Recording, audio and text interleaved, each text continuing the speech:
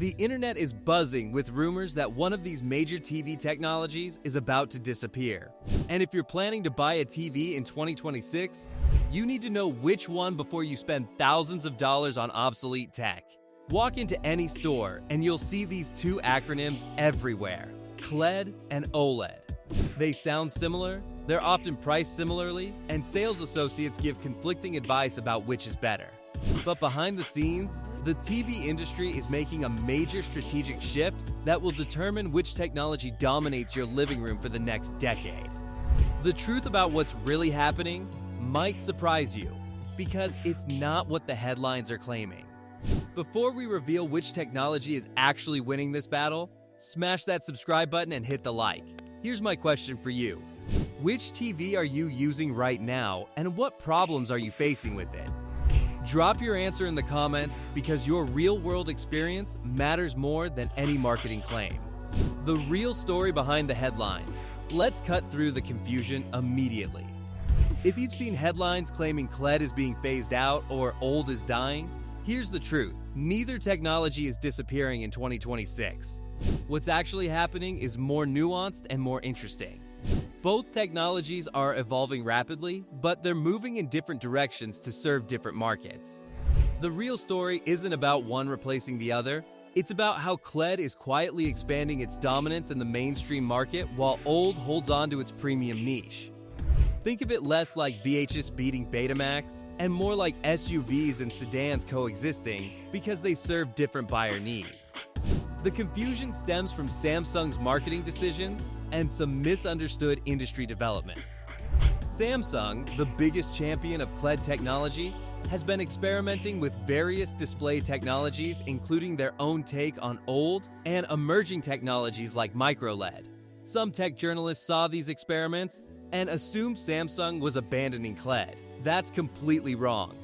What Samsung is actually doing is doubling down on QLED while simultaneously hedging their bets on future technologies. Meanwhile, LG continues pushing OLED innovation, while other manufacturers like TCL and Hisense are investing billions in QLED production capacity. These aren't the moves of companies phasing out a technology, these are the moves of companies expanding it. Understanding what QLED actually is? Before we go further, let's clarify what QLED actually means, because there's massive confusion about this. QLED stands for Quantum Dot LED, and it's fundamentally an enhanced LCD technology. At its core, a QLED TV has an LED backlight, liquid crystal display panel, and a quantum dot filter layer. Those quantum dots are microscopic nanocrystals that emit very precise colors when light hits them. This allows QLED TVs to produce more saturated and accurate colors than traditional LCD TVs, especially in bright conditions. The quantum dot layer is the key innovation that sets QLED apart from regular LED TVs. Here's what's crucial to understand. QLED isn't one static technology, it's continuously evolving. When QLED first launched, it used edge lighting or simple full-array backlighting with maybe a few dozen dimming zones. Today's advanced QLED, particularly Samsung's Neo QLED line, uses mini LED backlighting with thousands of independent dimming zones. This evolution has fundamentally changed QLED's capabilities, allowing it to achieve contrast levels that were impossible just a few years ago. When people compare QLED to OLED using old information from 2020 or 2021, they're missing how dramatically QLED has improved through mini LED integration. OLED's core advantage. Now let's talk about OLED so we can make fair comparisons. OLED stands for Organic Light Emitting Diode, and its fundamental difference from QLED is that each pixel produces its own light. There's no backlight layer, no liquid crystals, just pixels that light up individually. When an OLED pixel needs to show black, it simply turns off completely. This creates perfect blacks, infinite contrast ratios, and incredibly fast pixel response times. For anyone who's watched a high-quality movie on an old in a dark room, you know the experience is stunning. The depth, the shadow detail, the way bright objects pop against pure black backgrounds, it's genuinely impressive. OLED also has viewing angle advantages. Because each pixel emits its own light, the picture quality remains consistent even when you're sitting off to the side. Traditional LCD-based TVs, including QLED, suffer from color shift and contrast loss at wider viewing angles. This matters in real living rooms where not everyone sits directly in front of the screen. OLED's pixel-level control also means instantaneous response times, eliminating motion blur in fast-moving content like sports or action movies. These are real, meaningful advantages that haven't disappeared just because QLED has improved. Where QLED pulls ahead, but here's where the story gets interesting for 2026, QLED has closed the gap in many areas while maintaining massive advantages in others. Let's start with brightness, which might be the single most important factor for real-world viewing. Modern QLED TVs achieve peak brightness levels of 2,000 to 3,000 nits or more. Samsung's flagship Neo QLED models can hit 4,000 nits in specific HDR highlights. Compare this to OLED, which typically maxes out between 1,000 and 1,500 nits, with the newest tandem OLED technology reaching maybe 2,000 nits. That's still a substantial brightness gap. This brightness difference transforms how these TVs perform in actual homes. Most living rooms have windows, ambient lighting, lamps, and all the normal conditions that introduce glare and reduce contrast. In these real-world conditions, QLED's extra brightness means the image stays vibrant and clear. Colors remain saturated. HDR highlights really pop. You don't need to close curtains or dim lights to see the screen properly. OLED's perfect blacks become less impressive when ambient light is introducing reflections and washing out the image anyway. The TV that looks better in the showroom isn't necessarily the one that performs better in your bright living room. The Mini LED revolution? This brings us to Mini LED technology, which is the key to understanding QLED's 2026 advantage. Traditional QLED used relatively large LEDs in the backlight with limited dimming zones. This created blooming, where bright objects would have visible halos of light bleeding into dark areas. OLED crushed traditional QLED in contrast because of this limitation, but Mini LED has completely changed the equation. Modern QLED TVs using Mini LED backlighting feature anywhere from 1,000 to 5,000 or more individual dimming zones. Each zone can brighten or dim independently, allowing precise control over which parts of the screen are lit. The result is contrast that approaches OLED levels in most real content. Yes, if you show a test pattern with a single white dot on a pure black screen in a dark room, OLED will still have slightly better blacks around that dot. But in actual movies, games, and TV shows with real lighting conditions, the difference becomes minimal for most viewers. What's remarkable is that QLED achieves this near-OLED contrast while maintaining its brightness advantage. You're getting deep blacks in dark scenes and eye-searing HDR highlights in bright scenes, something OLED physically cannot match. This combination of high contrast and high brightness is why QLED is winning in practical performance testing. The burn-in factor. Let's address something that significantly impacts long-term ownership: burn-in risk. OLED uses organic materials that degrade over time, especially when displaying static elements repeatedly. Modern OLEDs have dramatically reduced burn-in risk through various protective technologies, and for typical mixed viewing, it's unlikely to occur. But unlikely isn't impossible. If you game regularly with static HUD elements, watch news channels with persistent logos, use your TV as a computer monitor with static taskbars, or even just pause content frequently and walk away, you're creating conditions that accelerate uneven pixel wear. QLED eliminates this concern entirely. There are no organic materials to degrade. You can display static content indefinitely without worry. Pause your game for hours, leave a news channel on all day, use it as a monitor with persistent desktop elements, whatever you want. This isn't just about whether burn-in will happen to you, it's about psychological freedom. When you spend $2,000 or more on a TV, you shouldn't have to worry about how you use it or modify your viewing habits to protect your investment. QLED offers that peace of mind, while OLED requires at least some awareness and caution about static content. Size and value proposition? Here's where QLED absolutely dominates: screen size and pricing at scale. Manufacturing large OLED panels is incredibly expensive and technically difficult. Yield rates drop as panels get bigger, driving up costs dramatically. A 77-inch OLED TV typically costs $2,500 to $4,000 depending on model and features. Want to go bigger? An 83-inch OLED will run you $5,000 or more. These aren't prices that work for mainstream buyers. Meanwhile, QLED scales beautifully to larger sizes. You can find excellent 85-inch QLED TVs for $1,500 to $2,000. Want to go massive? There are 98-inch and even 115-inch QLED models available for prices that, while not cheap, are a fraction of what equivalent OLED sizes would cost if they even existed.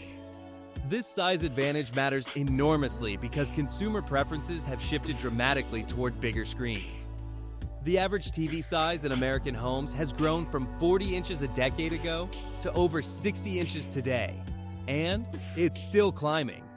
Modern homes are designed with walls that can accommodate 75-inch, 85-inch, even 100-inch displays. People want immersive, theater-like experiences at home. QLED can deliver this at prices regular families can afford. OLED is essentially stuck in the 55-inch to 77-inch range for most buyers, with anything larger being priced for enthusiasts only. This is a fundamental market advantage that's driving QLED's expanding sales volume. Market reality check. The sales numbers tell a clear story.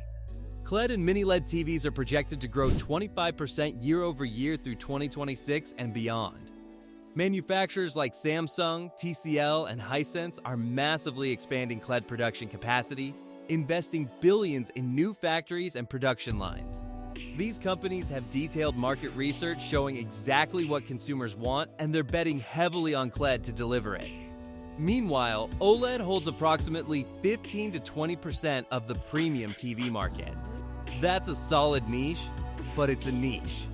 OLED is the technology for enthusiasts, home theater purists, and buyers who prioritize absolute picture quality in controlled environments over practical considerations.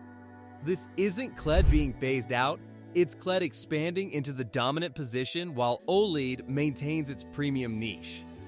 Think of it like luxury cars versus mainstream cars.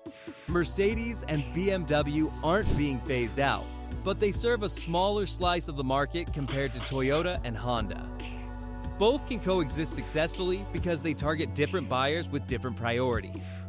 The same dynamic is playing out with OLED and QLED. OLED is the luxury option for specific use cases. QLED is the mainstream choice that works for more people in more situations at better prices. Real-world scenario comparison. Let's walk through how these technologies perform in actual daily use. Imagine it's Saturday morning and your family is watching cartoons or sports. The living room has natural daylight streaming through windows, maybe some overhead lights on. A QLED TV in this environment looks vibrant and clear. Colors pop, the image fights through ambient light easily, everyone can see clearly from various seating positions. An old TV in the same conditions looks dimmer, colors are less saturated, glare is more noticeable, and you're fighting the urge to close curtains just to see better. The content is watchable, but not optimal. Now think about evening viewing. Your family is binge-watching a series with the lights dimmed but not completely off, which is how most people actually watch TV. The QLED still maintains excellent brightness and color. Details in both dark and bright scenes are clearly visible. The OLED looks better than it did during daytime viewing, and its perfect blacks are more apparent, but the real-world difference is smaller than you'd expect because you still have some ambient light reducing absolute contrast. For movies in a completely dark room, OLED has an edge, but how often does that actually happen for most families? Consider gaming scenarios. You play for 3 hours with static HUD elements, health bars, mini-maps, score displays on screen. On QLED, this is completely worry-free. Play as long as you want, pause whenever you want, no concerns about image retention or burn-in. On OLED, you're accumulating pixel wear. Maybe it won't cause visible problems, but you're creating the conditions that could lead to issues over years of similar use. Or think about news watching. Those persistent channel logos and scrolling tickers are exactly the kind of static content that stresses old pixels. On QLED, watch news channels all day without a second thought. The technology convergence. Something fascinating is happening in display technology development that helps explain why neither QLED nor OLED is being phased out. The technologies are converging. Samsung is working on emissive QLED prototypes that would combine quantum dot color purity with pixel-level emission control, essentially creating a hybrid of QLED and OLED's best features. These wouldn't use organic materials, eliminating burn-in concerns while maintaining self-emissive benefits. Meanwhile, OLED manufacturers are developing brighter variants with better efficiency. Tandem OLED uses dual layers to boost brightness and longevity. What this tells us is that the industry doesn't see a single winner-take-all technology. Instead, they're investing in multiple parallel paths that borrow innovations from each other. This is healthy competition driving rapid innovation. QLED gets better contrast through mini LED.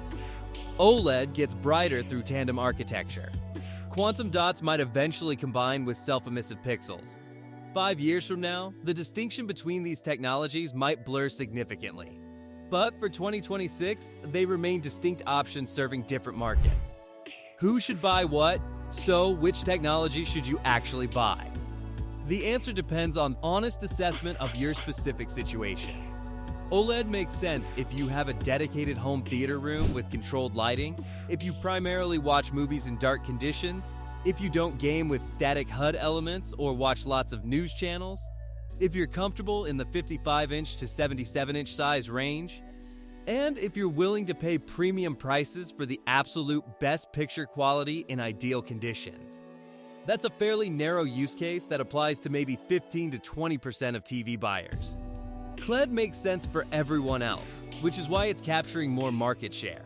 If your TV is in a normal living room with windows and ambient lighting, if you watch during various times of day, if you want a large screen, if you game regularly or watch content with static elements, if you want worry-free usage without burn-in concerns, and if you want better value for your money, QLED is the better choice. Specifically, look for QLED models with mini LED backlighting and high dimming zone counts. These deliver contrast approaching OLED with brightness that OLED can't match, at sizes and prices that make sense for regular buyers.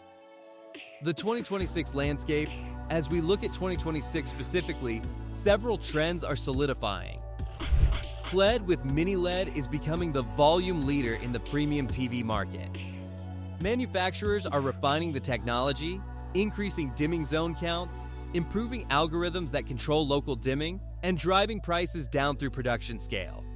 OLED is focusing on the ultra-premium segment, improving brightness through tandem architecture, maintaining its contrast advantage in controlled environments, and commanding premium pricing for enthusiasts who value its specific strengths. Both technologies are improving, neither is being phased out, and consumers benefit from having choices that match different needs and budgets. Why the confusion exists? The confusion about one technology being phased out stems from several sources. Tech media loves dramatic narratives about format wars and clear winners and losers. Subtle stories about market segmentation and coexistence don't generate clicks. Manufacturers also contribute to confusion through marketing that emphasizes their chosen technology while downplaying alternatives. Samsung pushes QLED aggressively while experimenting with other tech. LG promotes OLED as the premium choice while acknowledging it's not for everyone. This creates conflicting messages that confuse consumers trying to make informed decisions. Conclusion: the truth about QLED versus OLED in 2026 is that neither is being quietly phased out. What's actually happening is a market maturation where both technologies find their optimal positions. QLED is expanding into the mainstream and large-size markets, serving the majority of buyers who prioritize brightness, size, value, and worry-free usage. OLED maintains its premium position, serving enthusiasts and specific use cases where its strengths matter most. This isn't a zero-sum competition where one must die for the other to succeed. It's a healthy market diversification, where different technologies serve different needs. For anyone shopping for a TV in 2026, the decision isn't about betting on which technology survives. both will be here for years to come. The decision is about honestly assessing your viewing environment, usage patterns, size preferences, and budget, then choosing the technology that best matches your specific situation. For most people in most homes, that's QLED with mini LED backlighting. For a dedicated subset of enthusiasts with ideal viewing conditions, that's OLED. Neither choice is wrong, they're just optimized for different realities. If this cleared up the confusion between QLED and OLED and helped you understand what's really happening in the TV market, hit that subscribe button for more honest tech analysis. Drop a like if you now know which technology makes sense for your situation. And most importantly, jump into the comments and share your experience. Are you happy with your QLED or OLED? Have you experienced the brightness difference in real conditions or dealt with any burn-in issues? Your real-world perspective helps other viewers make better decisions, so share it below. Thanks for watching, and I'll see you in the next video where we'll break down another tech topic that deserves honest answers instead of marketing hype.